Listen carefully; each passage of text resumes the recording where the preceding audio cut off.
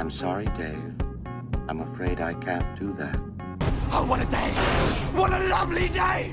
In case I don't see ya, good afternoon, good evening, and good night.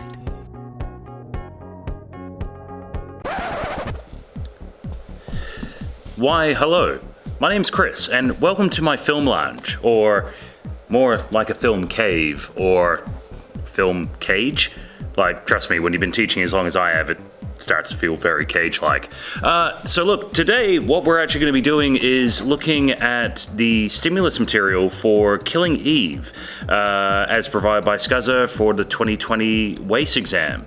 Now, before we actually get started, there's one thing I'd actually like to note.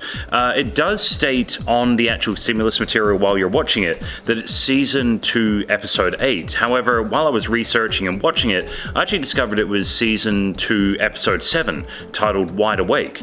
My wife and I have actually been sitting down and watching Killing Eve just recently, and it was great when the stimulus material appeared because it basically spoiled stuff that I wasn't even up to. So thanks, SCUSA.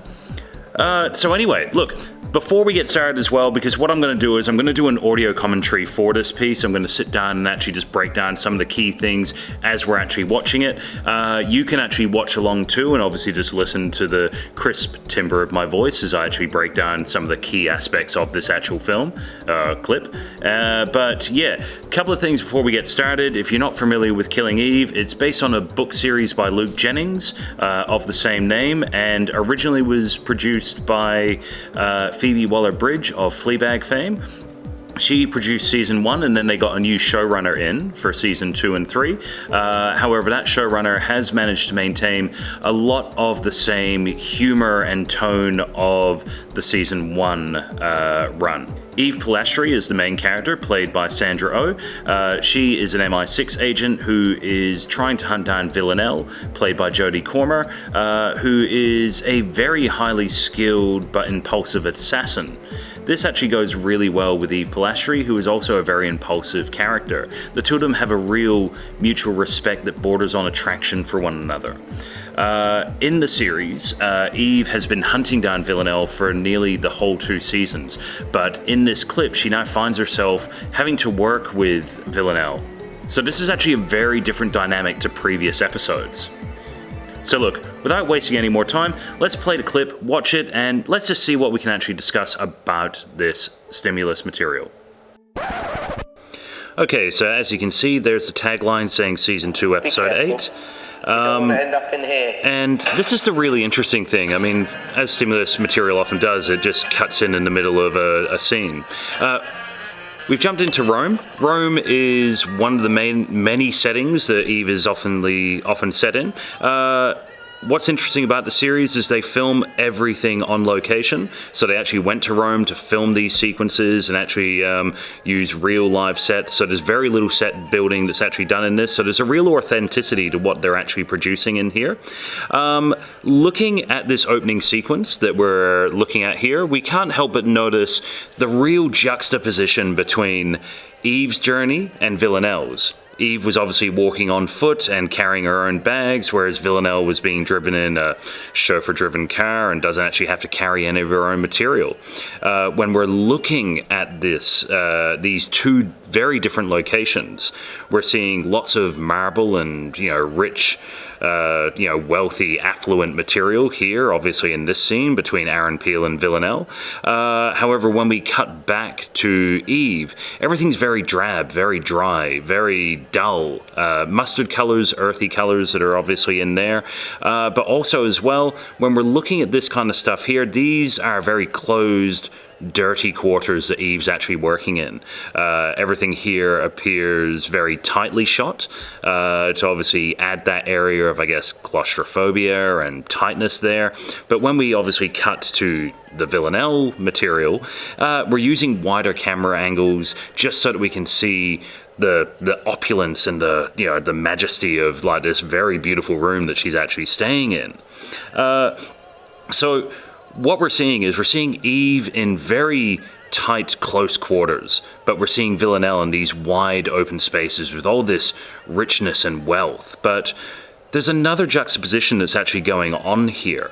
On the surface, we're seeing very clear tightness and in Eve's scenario, but we're seeing openness in Villanelle's. However, Eve is clearly the character who is in control. She's controlling her own situation, and she is controlling her co-worker, instructing him on what needs to be happening and what's going to be doing. However, Villanelle is clearly in a situation here where she's given all this open space, but thematically, she's being controlled. In particular, right here, where she's being told her own gear is not there and that she can't access her own birth control, even though I don't think that's the reason why she wanted her suitcase. There is a degree of control that's being taken away from her there. So thematically, we've got Eve in control but in a tight spot, whereas Villanelle is in this wide open space, but a lot of her control is being taken away from her. And if you've been following the series, you'd realize that that's very out of character for Villanelle. Forgive me. When looking at it, we can see her right now fawning over these clothes, and that's very much a part of her character arc for this season, because she actually lost all her personal belongings at the beginning of this season. So her working in this mission right now actually, indicates a character arc for her. I really love that shot that I've just spoken over. The camera pulling away to show the 3 screens, and then matching on by pulling away from 3 screens for, yet again, Eve. All right, so while Aaron Peel was obviously looking at Villanelle, we had Eve doing the same, trying to listen in on Villanelle. However, yet again, there was a wide shot to show Aaron Peel's, space, but a very tight shot to obviously show Eve there. Now, once again, just reinforcing the juxtaposition, even just costume-wise here, right? Eve is very drab, very basic in relation to what she's wearing and how she's dressed, tied very much to her role and her job as an MI6 agent. It's very reflective of her personality. The costumes that Villanelle is wearing, though, are far more chic, far more fashionable, and yet again, that's very much in relation to the character of Villanelle.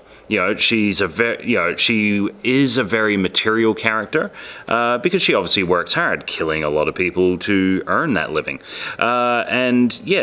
It's interesting just seeing that juxtaposition of these 2 characters. I think that's why they contrast against each other, and I guess maybe opposites attract yet again there when we're talking about the thematics of how these characters interact with one another. Haven't really talked about Aaron Peel much yet, one of the other key cast members that's in this piece. But as we can see, Aaron Peel really is a creepy-like character who is going out of his way to emphasize control over the situation. So looking at the actual genre that we're looking at here, this is obviously that spy, assassin kind of genre, normally very male-dominated. We can't help but notice that in many ways this here is really diving deep into our normal expectations of the genre, because it's the man in control of the woman.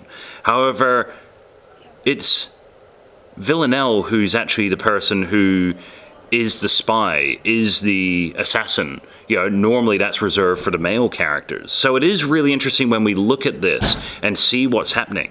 We can actually see that Villanelle is subverting our expectations, but also playing into the expectations, because she's the one that's actually being controlled.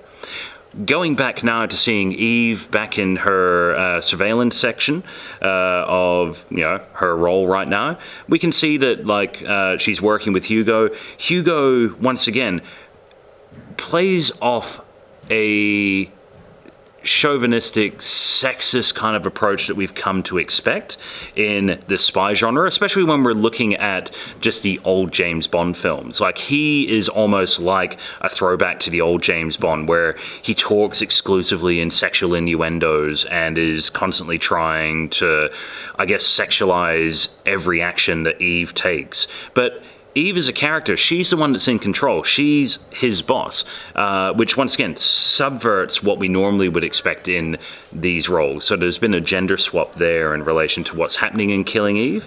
But also it's really good to note that she essentially just ignores Hugo's advances. She doesn't even acknowledge them, which disempowers him as a character, but also shows the control and power that she has in this situation. And yet again, thematically, I'm talking about control here. We're looking at surveillance with Aaron Peel.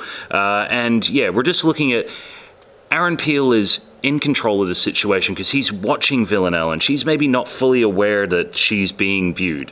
However, if you're familiar with the character of Villanelle, you can't help but feel, because she's really into the art of the kill, that maybe she's just playing a long con here. Now, look, tying it back to our expectations when we talk about the spy genre, Aaron Peel in this particular scene is coming off incredibly creepy. I can't stress how creepy he is because, you know, he's trying to control every aspect of Villanelle, a character who is not normally used to being controlled. Quite frankly, in any other episode, when she's being controlled by a character, she is normally denying them that opportunity to control her. She'll actually circumvent any opportunity to be controlled. So this here, even though Villanelle is being in many ways dominated by Aaron Peel, this is very out of character for her, if you're familiar with the series. But if we work just off the stimulus, it would be, I guess, acceptable to look at this and go, okay, well, here's a female character that's being dominated by a male character. This is very much in line with what we've come to expect from the spy genre, because it's very male-dominated and often, you know, written, directed, and starring men. However, yes, if you are familiar with the overall narrative and the overall themes of Killing Eve, you know that this is probably really just a setup to, I guess, get Aaron Peel into a position where he feels comfortable and he's in control, something he's obviously very much used to in life, being a billionaire tech genius that he is. However, I can't help but feel that this is probably leading to Villanelle mastering a very important kill in the long line of kills that she's actually done in this series. Now, yet again, nice shots, beautiful lighting, being juxtaposed with the tight shots of the surveillance. Yet again, these are the conventions we've come to expect when looking at the spy genre. People of wealth and power meeting with one another and discussing things with one another, then being immediately juxtaposed with characters in a tight spot trying to actually do, you know, the important surveillance for that job. Now, the clip's finished, but I'll just finish my thought just before we actually go on. Once again, when we're talking about those tight surveillance shots, it's definitely what we've come to expect, but yet again, the fact that there's a female character in the role means that, yeah, once again, gender is being represented in a very different way within this genre. So, look, anyway, I hope you've actually enjoyed looking at this audio commentary. Hopefully I stayed somewhat on task and didn't talk too fast and made a little bit of sense. I do understand that my accent can obviously be a little bit distracting and sometimes hard to follow, but look, that was Killing Eve. Hopefully you've actually looked at it. Hopefully you're enjoying the infographic that this video was actually attached to. Please go through that. Please look over all the content that's in there. There are lots of great attachment videos that you can look at from BBC that actually break down many different aspects of Killing Eve, the series, particularly season 2 there, looking at things like costumes, the characters, and everything like that, and locations.